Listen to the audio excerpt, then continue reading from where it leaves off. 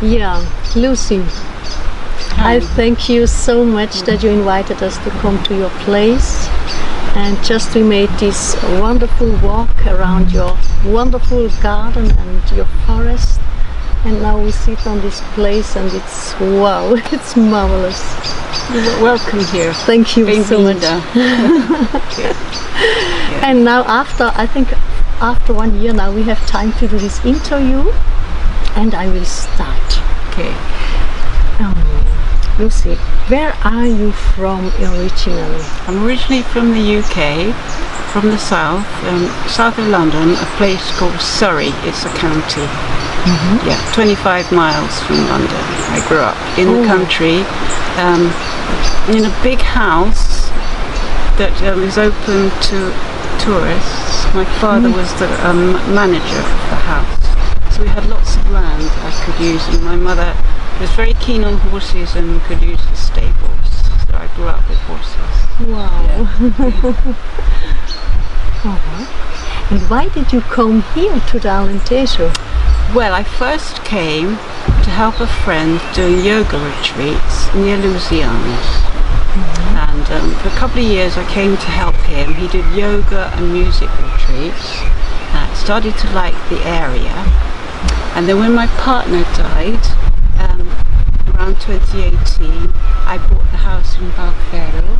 I came to stay with friends in a week, and they helped me look for a house because I have had health problems before, and they found the house for me, and slowly I just spent more and more time here.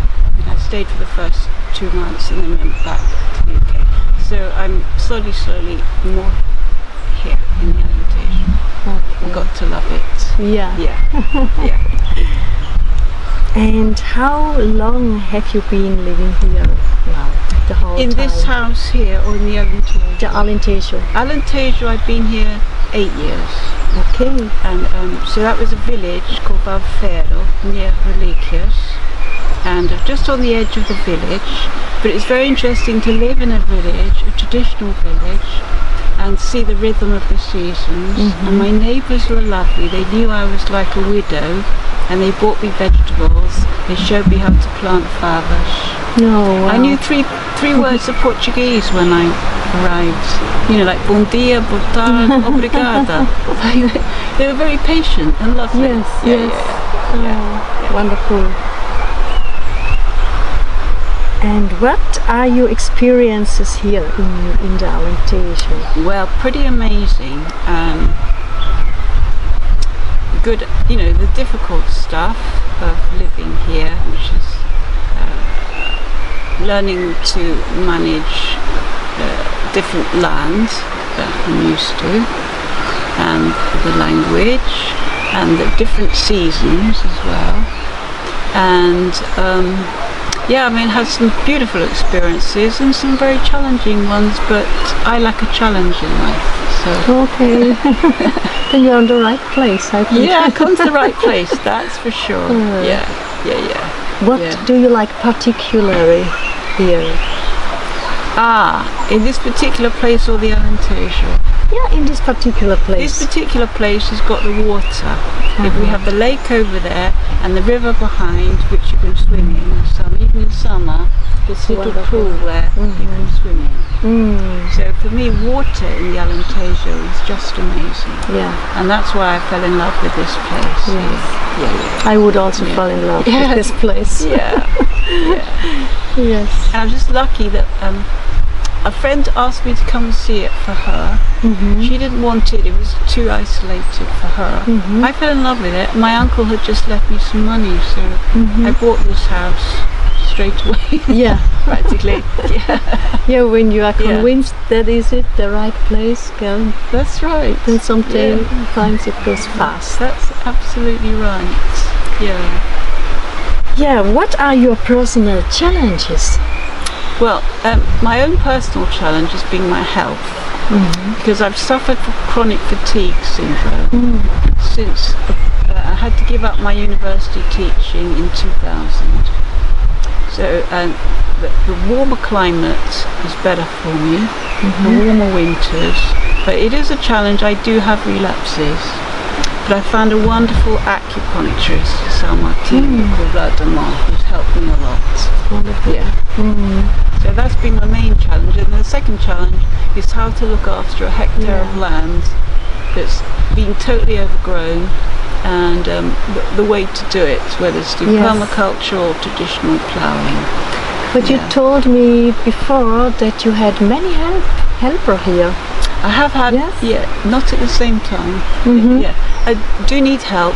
When I first came to view this land, I'd actually made an offer for it, but then I asked some friends to come, Portuguese friends, you know, and give their advice. And then one of them said to me, I'd find it very hard to manage on my own without a man in my life. So that annoyed me. And if I hadn't put an offer on the place, I would have done, because I'd been so annoyed. But that's me. But you know, it's a project. Definitely a project. It is. Yeah. I've had my ups and downs with it. Just thinking, no, I'm going to sell up, and go somewhere else. Yeah. And finding people, the right help. It takes a while. Now I've got a really good team, 2 Portuguese people and a German naturopath. But it's taken time. But everyone who's helped me here has had their own ideas, which have been great. Like Leo's done this river kitchen, was his idea. And like I told you before, the garden there, somebody else's idea. So it's nice to have the input. Yeah. And things grow, project grows. Yeah. And are your expectations fulfilled? More than. I mean, I had no idea what I'd let myself in for, especially buying this place. But it's just been an amazing journey. It's certainly a challenge. It's been absolutely amazing. But you love it. I love it. I love it. Yeah, absolutely. Okay. Are you on a spiritual journey? I am, yes.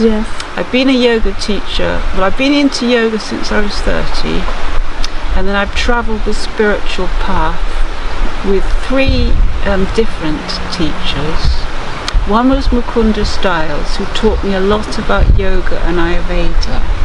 Ayurveda is the healthcare system that grew up alongside yoga like 4,000 years ago. So Mukunda was like my first teacher. I went to lots of his workshops. And then with Mus Murray, who's English, he's 86 now. He looks like Gandalf from Lord of the Rings. Bless him. Bless you, Mus. He lives in Salbrush Al Portel now. But I travelled in India with him a lot, in ashrams, and learning and practicing mantra. And then the latest one is Krishna Das, who's a musician, who I went to Bali for a retreat with on my 70th birthday. So the spiritual path kind of called me. But when I first started yoga, I did Iyengar. That's very good for your physical posture, but the spiritual aspect for me was missing. So I slowly gravitated towards the teachers who had that kind of aspect that I wanted. Very nice. What do you like doing most here on your place? Sitting around doing nothing, like here, just being by the river, lying in the sun. I enjoy everything. I love learning about the plants here. They're not plants from my own country, and the healing of the plants. I've studied with a herbalist in the Algarve, and then people who work here, like Yoki, my lovely Portuguese helper. He knows a lot of the plants. He's a local guy. So he tells me about the plants and what they're good for, and that's beautiful as well. And that's like, I got, I'm getting to know my neighbours and the whole history of who owned the land and who was here before, because it makes me think of the future. Like Native Americans, I have studied with a bit as well. They're thinking 6 generations down the line. So I'm starting to think, about what will happen when I'm not here, what's going to happen, and maybe whether my granddaughter will want it, or whether I set up an association something, you know. But it's like long term. I think when you have land, you start to think long term about its future. Yeah. As well as, you know, the planet's future. We still have one. Yeah. And I heard you also open sometimes your place for guests. Yes, I do. It's become more of a refuge for people who need somewhere to come to, and for cats and dogs. And for cats and dogs. Yeah. Yes. Yeah. You have a big love for these animals. I do. Yes, I grew up with them. Yeah. Yeah. Do you have a vision for you here on this place in the future? Just to carry on, just to keep on going, and in the permaculture vision is we have various parts, like we've got the forest here, we've got the river here, we've got the healing zone there, we've got the Zen walkway there, and it's just kind of growing as the project grows. And the sculpture garden that I want to create. Yes. What I have been watching, observing with all the water flooding we've had here, is how nature makes its own sculptures, all the debris from the river, and how the trees have been growing. There's two mimosa trees that grow like this, I'm going to call them the lovers and stuff like that. And then two people had an argument over there. So that's going to be the speaking your truth place. If you want to speak your truth to someone over there. So that's part of my project that I'm going towards now. We are already almost on the end. Okay. But I wanted to ask you, would you like to share any words with the people? Share a word to them? Well, the Alentejo is absolutely amazing. The people are lovely. The traditional culture and music is beautiful. The viola campinista and the traditional songs.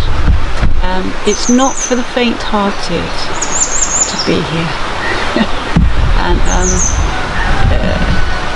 people who do come and settle here, I just like to say, please respect the local people and the local culture, because they are absolutely wonderful. Wow. Thank you so much, Lucy. Thank you.